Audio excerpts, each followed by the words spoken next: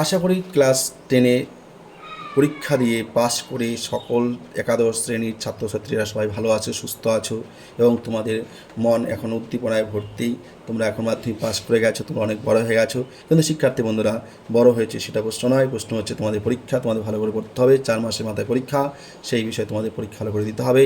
প্রশ্ন কিন্তু এবার কিন্তু তোমাদের ভালো করে এমসিকিউ প্রশ্ন হবে, এবার কিন্তু আনচিন থাকবে না। এবার তোমাদের কিন্তু সেই পড়ার মধ্য থেকে তোমাদের উত্তরগুলি করতে হবে। এবার তাই ভালোভাবে উত্তর করতে গেলে, পরীক্ষায় ফুল মার্কস পেতে হলে তোমাদের অবশ্যই ভালো করে পড়তে হবে। তাই তোমরা যাতে প্রতিটি প্রশ্ন উত্তর পেতে পারো বা উত্তর করতে পারো, তারই ভিত্তিতে কিন্তু আমি আজকের ভিডিওটা তৈরি করেছি। আশা রাখছি যারা যারা চ্যানেলে নতুন এসেছো তারা চ্যানেলটি সাবস্ক্রাইব করে নেবে, পাশে থাকা বেল আইকনটি ক্লিক করে নেবে এবং তোমরা ভিডিওটি শুরুতে শেষ পর্যন্ত দেখবে। তাহলে দেখতে পারবে তোমরা প্রতিটি প্রশ্ন উত্তর দিতে পারবে। এর পরবর্তী ভিডিওতে আমি এই কবিতা থেকে কী কী প্রশ্ন হবে, কী কী প্রশ্ন হতে পারে, সেই প্রশ্নগুলি আমি আলোচনা করব। তাহলে চলো দেরি না করে শুরু করছি আজকের গুরুত্বপূর্ণ ক্লাস। প্রথমে ক্লাস শুরু করার আগে আমাদের কবি পরিচিত একটু জানতে হবে। কবি পরিচয় এবং কবিতা পরিচয় আমরা জেনে নেব, কেননা পরীক্ষার মধ্যে কিন্তু কবি পরিচয় অবশ্যই কবিতা পরিচয় থেকে কবি পরিচয় দিয়ে প্রশ্ন আসে, চান্স রয়েছে। যেই প্রশ্নগুলি আসার চান্স রয়েছে সেই প্রশ্নগুলি আমি তোমাদের সামনে এখানে আলোকপাত করেছি, তোমরা ভালো করে দেখে নাও। ঠিক আছে, কবিতার নাম দেখো, দ্য সেকেন্ড কামিং, কবি উইলিয়াম বাটলার ইয়ার্স। আমরা উইলিয়াম বাটলার ইয়ার্স বিষয়ে সামান্য কয়েকটি তথ্য জেনে নেব, যে তথ্যগুলি পরীক্ষা আসার জন্য যথেষ্ট গুরুত্ব রয়েছে। দেখো কী বলছে, কবির নাম উইলিয়াম বাটলার ইয়ার্স, এটা তোমরা অবশ্যই মনে রাখবে, উইলিয়াম বাটলার ইয়ার্স। এবার বলছি জন্মসাল, কবি কবে বার্থ মানে জন্মগ্রহণ করেছিলেন, কবে? 13 জুন 1865, 1865 খ্রিস্টাব্দে 13 জুন, ডাবলিন আয়ারল্যান্ডের ডাবলিনে। প্যারেন্টস, বাবা মা কে ছিলেন? জন বাটলার ইয়েটস ছিলেন কি পিতা। মাতাকে ছিলেন সুসান মেরি। এটুকু তোমরা পিতা এবং মাতা জানলে। তাহলে বাবার নাম কি? বাবার নাম হচ্ছে জন বাটলার ইয়েটস এবং মায়ের নাম কি? Susan Mary. এটুকু তোমরা মনে রাখবে। কবি জন্মগ্রহণ করেন 1865 খ্রিস্টাব্দে 13 জুন, আয়ারল্যান্ডের ডাবলিনে। ঠিক আছে, এবার কবি তার স্কুল জীবন শুরু করেছিলেন লন্ডন অ্যান্ড ডাবলিনে। এটুকু মনে রাখবে, লন্ডন এবং ডাবলিন, এটুকু মনে রাখলেই হবে।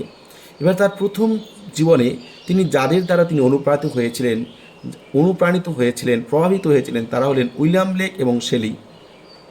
তার প্রথম জীবনের কাজ, তোমাদের একটা গ্রন্থের নাম তোমাদের মনে রাখলে হবে, দ্য লেক অফ, দেখো কী আছে, ইজল ইনিসফ্রি বলছে, দেখো ইনিসফ্রি, এবং দাদা বলছে দ্য ওয়াইল্ড স্নোস অ্যাট কুলি। এটা ছিল তার প্রথম জীবনের কাজ। পরবর্তী জীবনের কাজ দেখো, দ্য সেকেন্ড কামিং। তারপর কী আছে, লেডা অ্যান্ড দ্য সোয়ান। ঠিক আছে, এটুকু তোমরা এই দুটা নাম মনে রাখলেই হবে।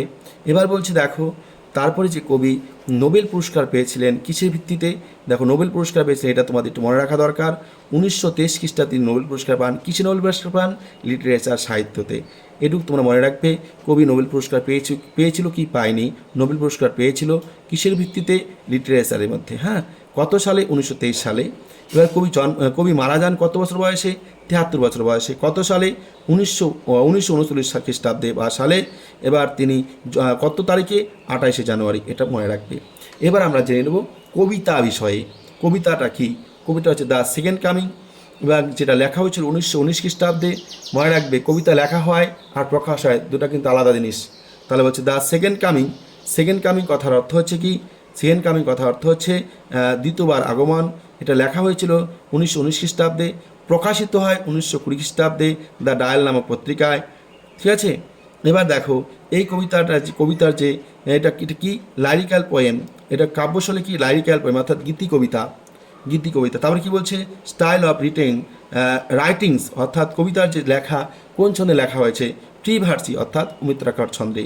তাহলে আশা রাখছি তোমরা এই কবিতার কবি এবং কবিতা বিষয়ে যে কয়টি তথ্য আমি তোমাদের সামনে উপস্থাপন করলাম তোমরা এটুকু মনে রাখবে।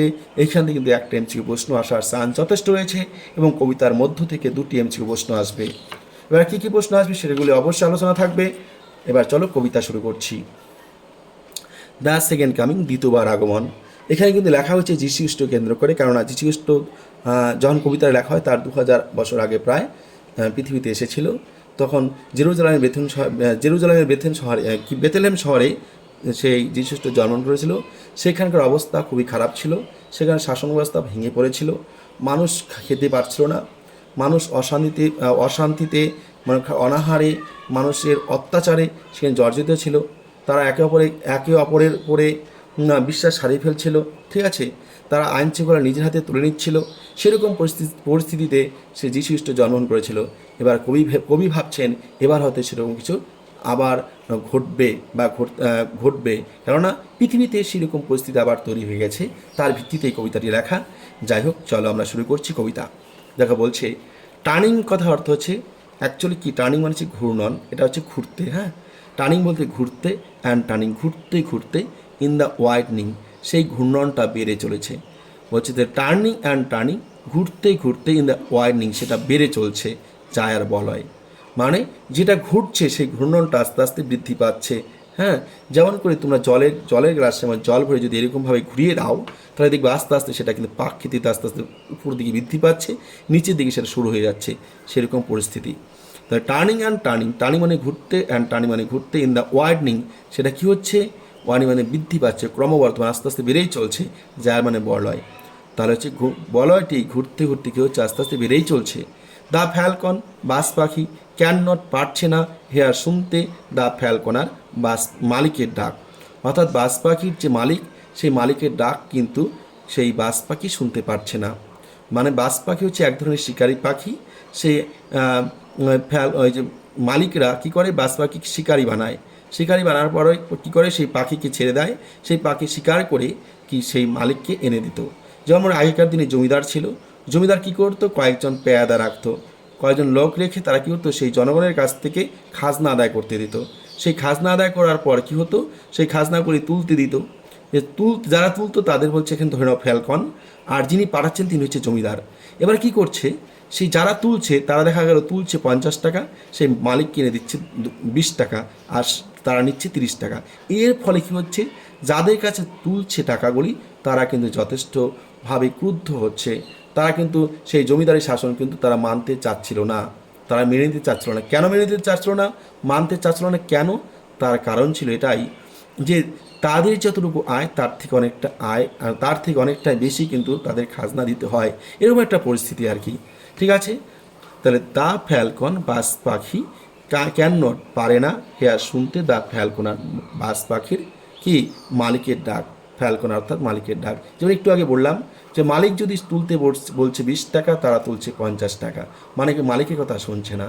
এবার এমন একটা সময় হয়ে গেল, দেখা যাচ্ছে সেই জমিদারের থেকে যারা নাকি কাজ করছে তাদের সংখ্যাটা অনেকটা বেশি, তখন মালিকই ভয় পাচ্ছে, এরকম একটা পরিস্থিতি। যাই হোক, থিংস সমস্ত জিনিসপত্রগুলি ফল এপার্ট মানে বিচ্ছিন্ন হয়ে যাচ্ছে, ছড়িয়ে ছিঁড়ে যাচ্ছে। দ্য সেন্টার কেন্দ্র ক্যান নট পারছে না হোল্ড ধরে রাখতে, অর্থাৎ থিংস ফল এপার্ট সমস্ত জিনিস ছড়িয়ে ছিটিয়ে পড়ছে। The centre can not hold কেন্দ্র ধরে রাখতে পারছে না। বলছে মেয়ার অনার্কি অর্থাৎ মেয়ার অনার্কি কথা অর্থ হচ্ছে অনিছক, মেয়ার কথা হচ্ছে নিছক, অনার্কি কথা হচ্ছে অরাজকতা। ইস লুজ ছড়িয়ে পড়ছে আপ অন দ্য ওয়ার্ল্ড পৃথিবী জুড়ে, অর্থাৎ পৃথিবী জুড়েই অরাজকতা ছড়িয়ে পড়ছে। দ্য ব্লাড রক্ত, দ্য ব্লাড রক্ত, ডিমড এখানে বলতে পারো স্রোত বা ঢেউ, এখানে বলতে পারো রক্তের জোয়ার বা ভেসে যাওয়া। ডিমড টাইট মানে জোয়ার, ইসলুট ছড়িয়ে পড়ছে, অর্থাৎ এখানে ডিম টাইট এক কথা হচ্ছে ধ্বংসলীলা। দ্য ব্লাড মানে রক্ত, ডিম টাইট এক কথা হচ্ছে ধ্বংসলীলা, ইসলুট ছড়িয়ে পড়ছে, অর্থাৎ প্রথম বিশ্বযুদ্ধের পর ধ্বংসলীলা এমনভাবে ছড়িয়ে পড়ছে যেন প্রতিটি জায়গায় রক্ত যেন ছড়িয়ে পড়ছে, রক্ত ছড়িয়ে ছিটিয়ে পড়ছে অ্যান্ড এভরিহোয়ার প্রতিটি জায়গায়, অর্থাৎ প্রতিটি জায়গায় আইন শৃঙ্খলা ভেঙে পড়ছে, প্রতিটি জায়গায় মানুষ আইন নিজের হাতে তুলে নিচ্ছে, এবং অবস্থা সৃষ্টি হচ্ছে এবং ধ্বংসলীলা চলছে। দ্য সিরেমনি কথা অর্থ হচ্ছে উৎসব। দ্য সিরেমনি উৎসব অফ ইনোসেন্স সরলতার ইজ ড্রাউন আজ নিমজ্জিত, অর্থাৎ সরলতার উৎসব যেন আজ হচ্ছে না, সেই সরলতার উৎসব আজকে কি নিমজ্জিত, ধ্বংস হয়ে যাচ্ছে। দ্য বেস্ট মানে ভালো মানুষের লেগ অভাববোধ হচ্ছে, অল কনভিকশন তাদের বিশ্বাসী আত্মবিশ্বাস, অর্থাৎ তারা বিশ্বাস পাচ্ছে, ভালো মানুষ যারা তারা বিশ্বাস পাচ্ছে না বলে তারা আর কোনো কাজের মধ্যে আগ্রহ দেখাচ্ছে না, তারা বেরিয়ে আসছে না, তারা কাজের প্রতি অনীহা দেখাচ্ছে। হয় যখন দ্য ওস্ট খারাপ ব্যক্তিরা, অর্থাৎ ভালো মানুষরা যখন কাজ করতে অনীহা প্রকাশ করছে, ভালো ব্যক্তিরা যখন আত্মবিশ্বাস পাচ্ছে না, তারা ভয় পাচ্ছে, ঠিক তখন একইভাবে সেই খারাপ ব্যক্তিগণ, যারা নাকি ভালো ব্যক্তি নয়, হোল দ্য পোস্ট, খারাপ ব্যক্তিগণ কি করছে, আর ফুল পুরোপুরিভাবে অপ্যাশনিয়েট, তারা কি করছে, প্যাশনেট কথা অর্থ হচ্ছে, প্যাশনেট কথা হচ্ছে তারা উৎসাহ পাচ্ছে, ইন্টেন্সিটি তাদের যে অভিপ্রায় ছিল সে অভিপ্রায় বা তীব্রতা, অর্থাৎ তাদের যে কাজ করার গতি সেটা যেন তারা বাড়িয়ে দিচ্ছে। যখন ভালো মানুষেরা কাজ করতে চাচ্ছে না, ভালো মানুষেরা সব কিছুতে ভয় পাচ্ছে, তখন খারাপ মানুষরা উৎসাহী হচ্ছে, তারা সব কিছু করার জন্য যেন তাদের ইন্টেন্সিটা, এটা তীব্রতা বেড়ে চলছে। কি প্যাশনেট মানে উৎসাহী, হ্যাঁ, আর ইন্টেন্সিটি হচ্ছে তীব্রতা, তাদের যেন কাজ করার তীব্রতা বাড়িয়ে দিচ্ছে। কারা? খারাপ ব্যক্তিরা, খারাপ মানুষেরা। খারাপ ব্যক্তি কী কাজ করবে? খারাপ কাজ করবে। এবার বলছে দেখো, শিওরলি নিশ্চিতভাবে, সাম কিছু, রিভিলেশন উদ্ঘাটিত হবে, ইজ অ্যাট হ্যান্ড খুব তাড়াতাড়ি। তাহলে কী বলা হয়েছে দেখো, surely some revelation is at hand, অর্থাৎ শিওরলি নিশ্চিতভাবেই সাম কিছু, রিভিলেশন উদ্ঘাটিত হবে, ইজ অ্যাট হ্যান্ড খুব তাড়াতাড়ি। শিওরলি নিশ্চিতভাবেই, দ্য সেকেন্ড দ্বিতীয়বার, কামিং আগমন ঘটবে, ইজ অ্যাট হ্যান্ড খুব তাড়াতাড়ি, দ্বিতীয়বার নিশ্চিতভাবেই আগমন ঘটবে। এবার কি বলছে দেখো, দ্য সেকেন্ড কামিং দ্বিতীয়বার আগমন ঘটবে, হার্ডলি আর দোজ ওয়ার্ডস আউট, এই শব্দগুলি বা এই কথাগুলি বলার সাথে সাথে, যখনই বলা হলো যে দ্বিতীয়বার আগমন ঘটবে, এই কথাগুলি বলার সাথে সাথে কী হলো দেখো, বলছে হোয়েন মানে যখন, এ ভাস্ট বিশাল ধরনের ইমেজ ছবি বা চিত্র, আউট বেরিয়ে আসে, অফ স্পিরিটাস মুন্ডি, স্পিরিটাস কথা হতো আত্মা, আর মুন্ডি কথা অর্থ হচ্ছে কি বিশ্ব, মানে বিশ্ব আত্মা যেন বেরিয়ে আসে, তার একটা ছবি বেরিয়ে আসছে, সেই ছবিটা কি বিশাল বড়। তাহলে ভাস্ট মানে হচ্ছে অনেক বড়, ইমেজ মানে ছবি, আউট বেরিয়ে আসছে, স্পিরিটাস মানে আত্মা, মুন্ডি মানে হচ্ছে বিশ্ব, অর্থাৎ বিশ্ব আত্মার জন্য একটা বিশাল ছবি বেরিয়ে আসছে।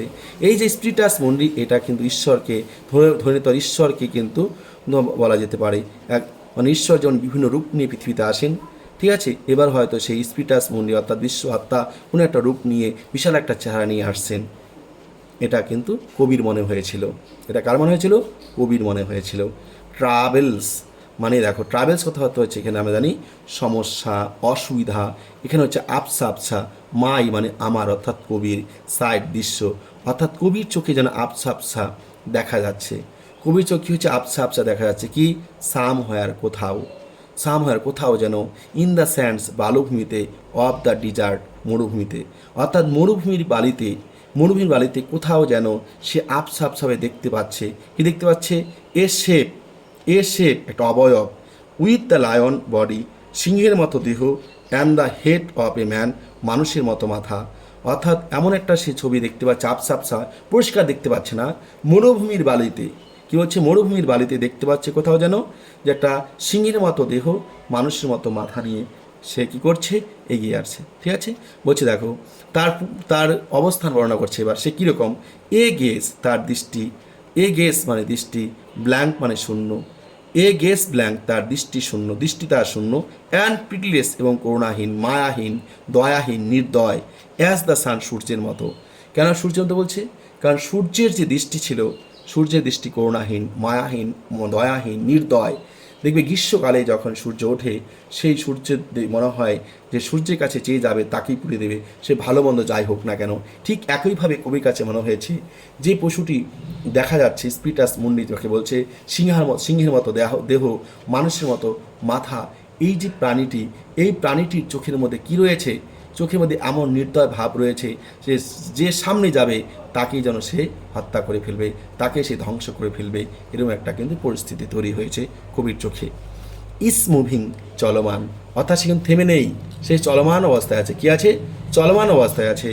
ইস মুভিং চলমান, ইটস ইহা বলতে সেই অবয়বটি, স্লো ধীর গতিতে, থাইস উরুর উপর ভর করে, উরুভঙ্গ যা আছে সেই উরুভঙ্গের উপর ভর করে কিন্তু সে ধীর গতিতে এগিয়ে চলছে।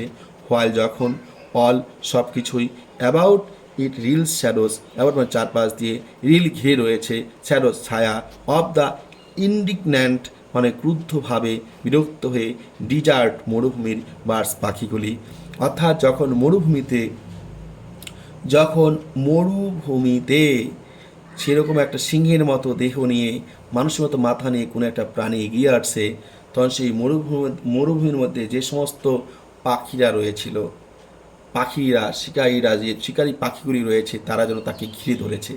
কেন ঘিরে ধরেছে? যাতে তাড়াতাড়ি সেই মরুভূমি থেকে সে যেন চলে যায়, তাড়াতাড়ি যাতে সেই মরুভূমি থেকে চলে যায়। কেন? কারণ চলে গেলে পরে কাদের লাভ? কাদের লাভ হবে? লাভ হবে সেই পাখিদের। কেননা পাখি বলতে এখানে সেই অত্যাচারী মানুষদের কথা বলা হচ্ছে। কেননা অত্যাচারী মানুষরা কি করতে পারবে? যা খুশি তাই করতে পারবে।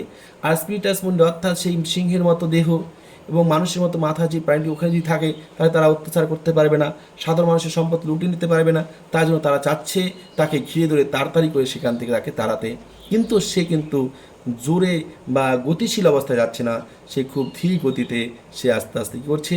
এগিয়ে চলেছে তার উরুর উপরে ভর করে। এবার বলছে দ্য ডার্কনেস, অন্ধকার, ড্রপস, নেমে আসছে, ঘনিয়ে আসছে। দ্য ডার্কনেস ড্রপস, অন্ধকার নেমে আসছে অ্যাগেন, আবার। বাট কিন্তু নাও, এখন, আই নো, আমি জানি, টোয়েন্টি মানে দেখো 20, 20 মানে 20, সেঞ্চুরিস মানে হচ্ছে, সেঞ্চুরিস মানে মানে 2000 বছর, অফ স্টোনি স্লিপ, পাথরের ঘুম। অর্থাৎ কবি যখন এই কবিতা লিখেছিলেন তার 2000 বছর আগে, আর তার 2000 বছর আগে কিন্তু এই পৃথিবীতে যীশুখ্রিস্ট জন্মগ্রহণ করেছিল।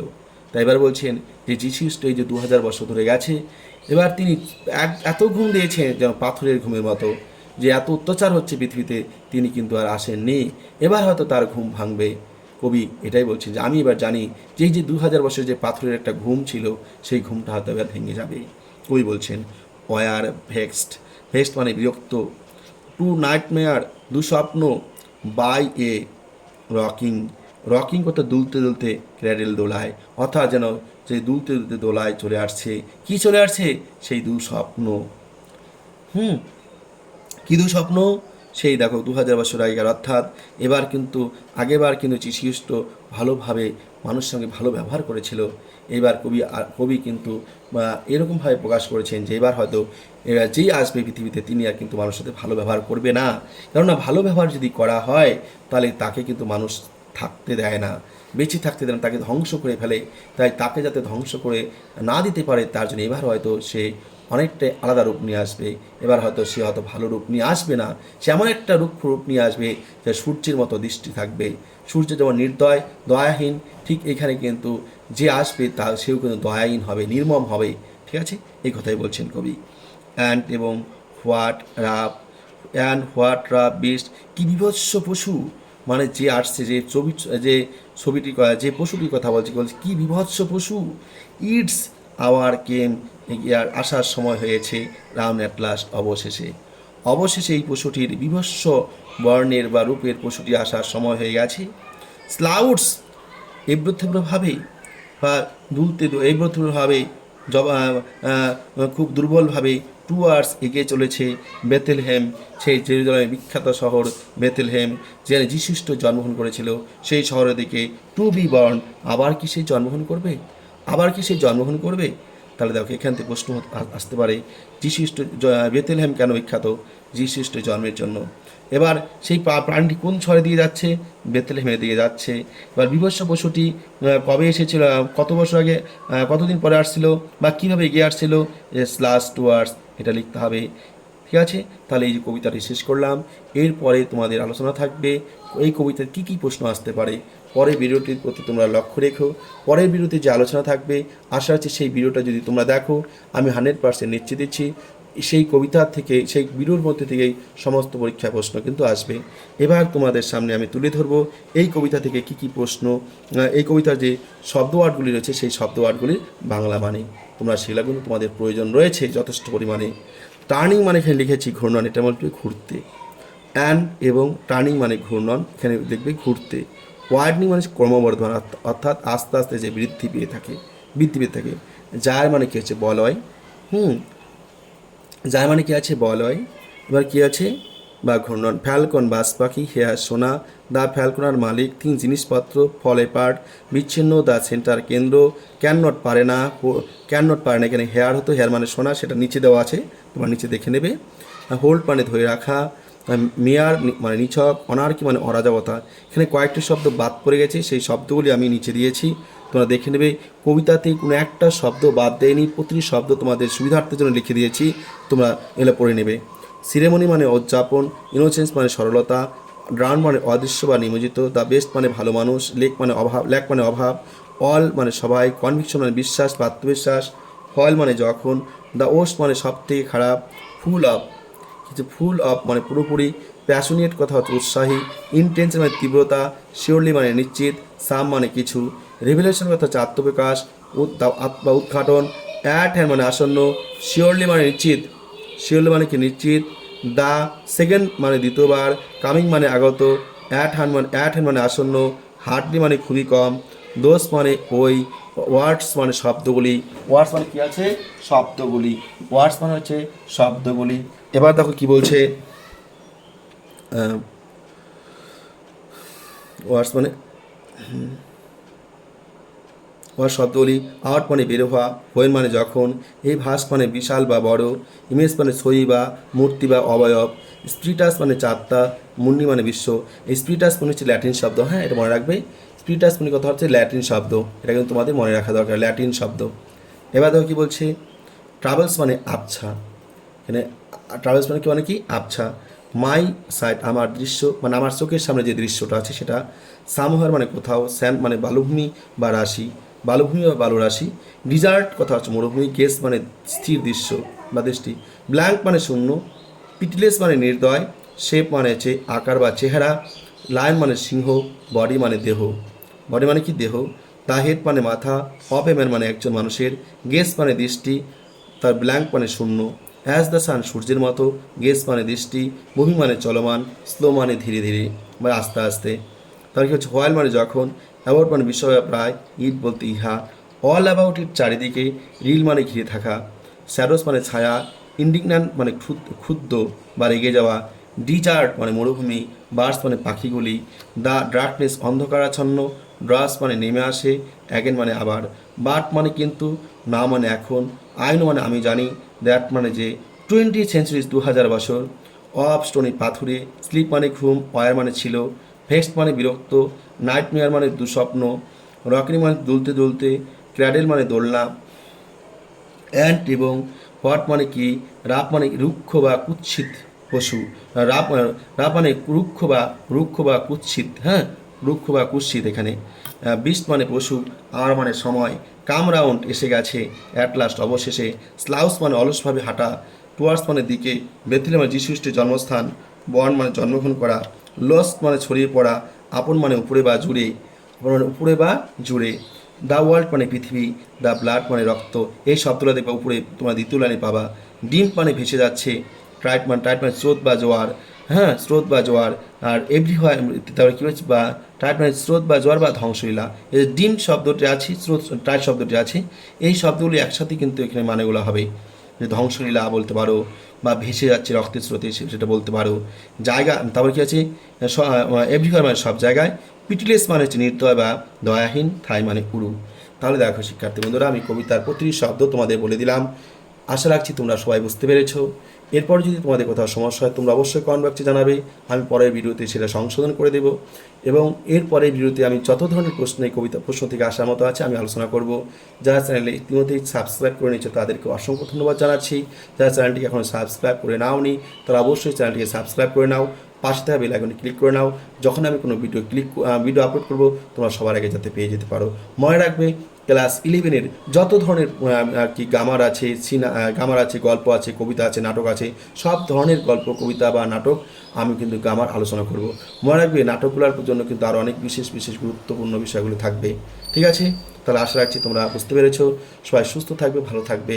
আরেকটা কথা বলে নিচ্ছি, যেহেতু আমরা স্টুডেন্টের কাজ হচ্ছে পড়াশোনা করা, তাই তোমরা পড়াশোনা রাখবে, এই পড়াশোনার মধ্যে থাকবে, পড়াশোনার মধ্যে সময় কাটাবে, এই বিশ্বাস নিয়ে আজকের মতো বিদায় নিচ্ছি। আবার দেখা হবে খুব তাড়াতাড়ি পরবর্তী ভিডিও নিয়ে। ধন্যবাদ, সবাই ভালো থাকবে, সুস্থ থাকবে।